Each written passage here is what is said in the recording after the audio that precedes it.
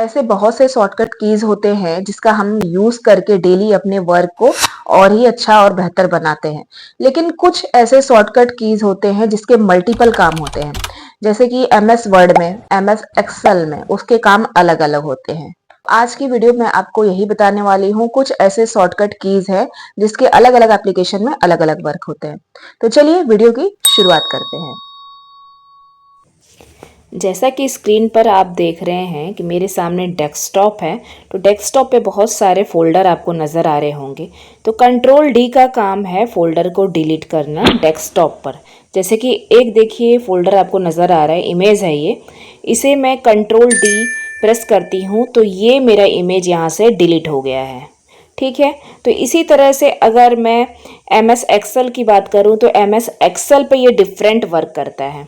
जैसे कि मेरे सामने एक डेटा है, इसमें बहुत से लोगों का नाम दिया हुआ है। जैसे कि आप देख रहे हैं हेमंत पंडित, बबीता जायसवाल, इस तरह के अलग अलग नाम दिए हुए हैं। एक नाम मैं यहाँ पर टाइप कर रही हूँ और उस नाम के सहित मैं नीचे इसे सिलेक्ट करती हूँ। सिलेक्ट करने के बाद कंट्रोल डी अगर मैंने प्रेस किया तो आप देखेंगे ये डुप्लीकेट फाइल, डुप्लीकेट नेम यहाँ से क्रिएट करता है। ठीक है, तो एमएस एक्सेल पे कंट्रोल डी का काम है डुप्लीकेट नेम क्रिएट करना। इसी तरह से अगर हम आगे बढ़े एमएस वर्ड में, तो एमएस वर्ड में इसका काम डिफरेंट है। तो चलिए एमएस वर्ड का एक डेटा मैं ले लेती हूँ। यहाँ पर नेम, क्लास, स्कूल वर्क वगैरह दिया है। अगर सिलेक्ट करती हूँ इसे मैं और कंट्रोल डी प्रेस करती हूँ तो आप देखेंगे इसमें अलग ऑप्शन आ गया, जिसमें कुछ फंट साइज और कुछ फंट इफेक्ट इसमें नज़र आ रहे हैं। इसमें से आप कलर भी चेंज कर सकते हैं जाके। तो इस तरह से कंट्रोल डी एमएस वर्ड पे वर्क करता है। तो आपने देखा कंट्रोल डी प्रेस करते ही इस तरह का इंटरफेस मेरे सामने आ गया, जिससे मैं फंट की साइज बढ़ा सकती हूँ या घटा सकती हूँ। तो चलिए अगले शॉर्टकट की के बारे में बात करते हैं। हमारा अगला शॉर्टकट की है कंट्रोल ई। ये एमएस वर्ड और एमएस एक्सेल पे अलग अलग तरीके से वर्क करता है। तो एमएस वर्ड में इसका क्या रोल है, चलिए देखते हैं। मेरे सामने एक डेटा पड़ा है, सेम डेटा है, आप देख रहे हैं। यहाँ पर आप देख रहे हैं थर्ड वाला जो नेम है, स्कूल नेम, ये मुझे सेंटर में चाहिए। तो सबसे पहले मैं इसे सेलेक्ट कर लेती हूँ। सेलेक्ट करने के बाद में मैं जैसे ही कंट्रोल ई प्रेस करूँगी तो आप देखेंगे ये हमारा डेटा सेंटर में आ जाएगा।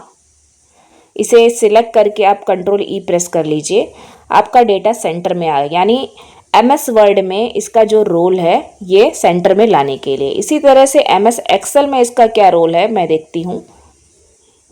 सबसे पहले मेरे सामने एक डेटा पड़ा हुआ है, तो जिसका फर्स्ट नेम और लास्ट नेम मैं यहाँ पर अलग अलग साइड में इनपुट कर देती हूँ। ठीक है, अब इस नेम के सहित मैं इसे सेलेक्ट करती हूँ तो आप देखेंगे कंट्रोल ई जैसे मैं प्रेस करती हूँ ये सारा फर्स्ट नेम है, ये हमारा नीचे लिख के आ चुका है।